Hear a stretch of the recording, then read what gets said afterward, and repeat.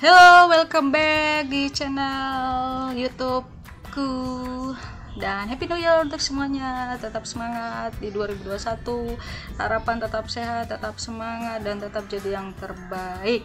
Oke, di awal semester ini, semester genap, kita akan mempelajari peluang kejadian, ya. Tapi saya bagi dua part. Nah, ini part yang pertama. Oke, silakan terus simak dan tetap semangat untuk belajar. Oke. Nah, sebelum kalian akan melihat materinya, saya mengajak kalian untuk ayo, jangan bosan-bosan ya untuk like. Kemudian yang belum subscribe segera dan klik tanda loncengnya. Terima kasih. Oke, kita lihat yang pertama, materi peluang suatu kejadian. Di sini ada pengertian percobaan, ruang sampel, titik sampel, dan kejadian. Kalian sudah mempelajari di SMP, tapi di sini ada hal-hal poin-poin yang kita pelajari yang penting yang dibahas di pembelajaran di SMA, yaitu ada ruang sampel, titik sampel, percobaan, dan kejadian. Oke, kalian bisa melihat di sini, silakan disimak. Oke, kemudian yang kedua kita pelajari peluang suatu kejadian. Disimbolkan dengan PA, tidak harus A ya, di sini boleh pakai B, C, dan seterusnya. Tergantung kejadiannya, itu kejadian pertama, kedua, dan seterusnya. Nah, disimbolkan sebagai PA sama dengan NA dibagi NS. Begitu pula ada frekuensi harapan, peluang suatu kejadian dikali banyaknya percobaan. Dan yang keempat yang kita akan bahas pada part yang pertama ini adalah peluang komplement suatu kejadian. Nah, mungkin kata komplement di sini saya akan kasih bahasa sederhananya supaya kalian memahami. Dia seperti kebalikan atau lawan dari suatu kejadian. Nah, saya kasih contoh misalnya kejadian muncul sisi gambar pada koin. Nah, maka komplemennya, peluang komplemennya atau kejadian komplemennya adalah kejadian muncul sisi bukan koin, sisi bukan gambar, sisi bukan gambar pada koin. Jadi ada kata bukan, jadi lawannya. Nah, di sini untuk komplement sendiri penulisannya kita menggunakan A aksen atau kita boleh menggunakan ini dibaca A komplement, bukan A pangkat C ya. Oke, nah ini rumusannya. Rumusannya seperti ini. Oke, kita langsung saja lihat contoh soal pembahasan supaya kita langsung memahami, kita lebih mengerti apa maksud dari materi ini pada part yang pertama. Oke, next. Ya, di sini ada satu buah soal. Saya hanya buat sebuah soal, tapi langsung merangkum beberapa hal yang tadi sudah kita pelajari di awal. Bagaimana kita akan menentukan titik sampel, ruang sampel, banyaknya ruang sampel, suatu kejadian, peluang dari suatu kejadian, frekuensi harapan dari suatu kejadian, kemudian peluang dari peluang suatu kejadian, peluang komplement suatu kejadian. Oke. Nah, untuk lebih memahami, yuk kita simak pembahasannya. Yang pertama dulu ya. Sini kita akan menentukan titik sampel, ruang sampel, dan banyaknya ruang sampel. Kita tentukan dulu ruang sampel. Kalian boleh menggunakan, untuk menentukan ruang sampel boleh menggunakan diagram pohon ataupun tabel silang seperti ini. Tapi saya menggunakan ini karena ini lebih efisien dan lebih untuk kalian memahami lebih mudah. Nah, karena ada dua dadu, maka kita buat sini D1 dan D2. Ingat, untuk mata dadu sendiri ada 6, makanya di sini angkanya 1 sampai 6, baik untuk dadu pertama maupun dadu kedua. Oke. Nah, kemudian kita pasangkan untuk dadu 1 dan kedua 1,1, 1,1, 2,1, 2,1, 1,2 dan seterusnya sampai 6,6. Nah, semua yang ada pada tabel ini adalah anggota dari ruang sampel. Nah, anggota dari ruang sampel itulah yang kita sebut sebagai titik sampel, guys. Oke. Kemudian banyaknya ruang sampel sendiri ada 36. Kita hitung semua ini pada tabel ada 36. Oke. Kemudian kita lihat yuk.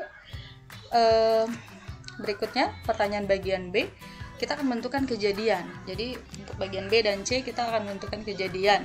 Nah, kejadian yang bagian B muncul mata dadu berjumlah genap. Kita misalkan dulu kasih nama dia sebagai kejadian A.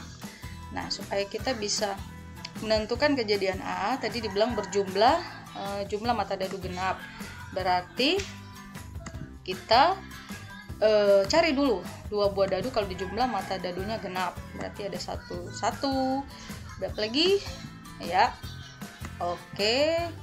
Saya tandai seperti ini saja. Nanti kita lihat yang jumlahnya genap ya. Oke. Iya. Kita tinggal hitung nanti jumlahnya berapa. Oke. Iya. Iya. Setelah ditandai kita hitung jumlahnya berapa nih? 1 2 3 4 5 6 7 8 9 10 11 12 13 14 15 16 17 18 19 20 18. Oke, nah itu kita buat dulu, kita tuliskan sebagai himpunan kejadian dari kejadian A ini. Kita ambil yang tadi kita sudah tandai, kita tulis semuanya seperti ini, ditulis. Oke. Tuliskan semua seperti ini, dan tadi jumlah atau banyaknya kejadian A ada 18. Oke. Kemudian kita lihat yang bagian C. Dia bilang pertanyaannya, kejadian muncul jumlah mata dadu, kedua mata dadu prima. Jadi apabila dua dadu itu dijumlahkan hasilnya harus bilangan prima. Kita kasih nama kejadian B. Nah ya. Kita kembali lihat di tabel. Oke. Kita tandai yang jumlahnya prima, ada 1, ingat bilangan prima 2, 3, 5, 7, 11 dan seterusnya. Jadi ini ya yang saya lingkari, ini ada yang jumlahnya, jumlah kedua mata dadunya prima. Oke, kita lingkari saja, nah, supaya berbeda dengan yang tadi sudah kita tandai kan.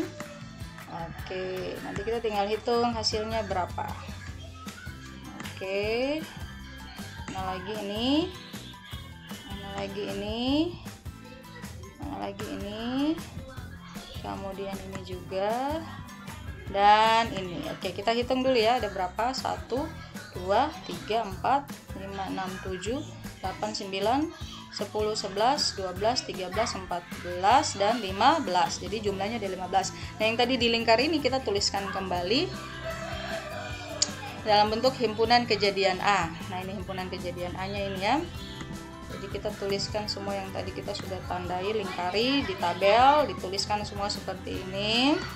Dan tadi jumlahnya adalah 15. Jadi banyaknya kejadian B ada 15. Nah untuk pertanyaan D dan E, dicarilah peluang dari bagian B dan C tadi. Jadi bagian D kita cari peluang munculnya kedua mata dadu berjumlah genap. Tadi NA-nya sudah ketemu. Jadi kita tinggal masukkan di rumus. NA-nya 18, NS-nya tadi di awal 36, maka dihitung hasilnya 0,5 atau 1/2.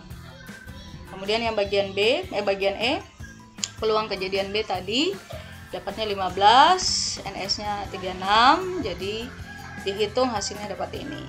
Oke. Dan yang terakhir kita cari frekuensi harapan. Nah, frekuensi harapannya di sini diminta muncul kedua mata dadu berjumlah genap pada pelemparan sebanyak 180 kali. Kita masukkan di rumus. Jadi PA-nya tadi setengah dikali dengan banyaknya percobaan 180 dikali hasilnya adalah 90. Oke ini ya, 90 hasilnya, 90 kali frekuensi harapannya. Dan yang terakhir peluang muncul jumlah kedua mata dadu. Bukan ya, oh sorry, di sini tidak ada kata, saya lupa klik kata bukan ya. Jadi peluang muncul jumlah kedua mata dadu, di sini harus ada kata bukan ya. Mohon maaf, saya lupa untuk menambahkan kata bukan. Oke. Jadi di sini soalnya harusnya peluang muncul jumlah kedua mata dadu bukan prima. Nah, sehingga rumusnya kita pakai ini. PB-nya tadi peluang kejadian B-nya 5/12, maka peluang komplement dari kejadian B 1 dikurang PB, hasilnya adalah 7/12. 7/12 ya. Oke. Demikian pembahasan dan pemaparan materi untuk peluang kejadian di part yang pertama. Terus simak materi pembelajaran selanjutnya untuk part yang kedua dan materi-materi yang lain, dan juga contoh soal dan pembahasan yang lain. Dan semoga kalian memahami dan bermanfaat untuk kalian. Terima kasih sudah menyimak, dan terus tetap semangat, tetap sehat, dan tetap jadi yang terbaik. Oke? Thank you for watching. Terima kasih.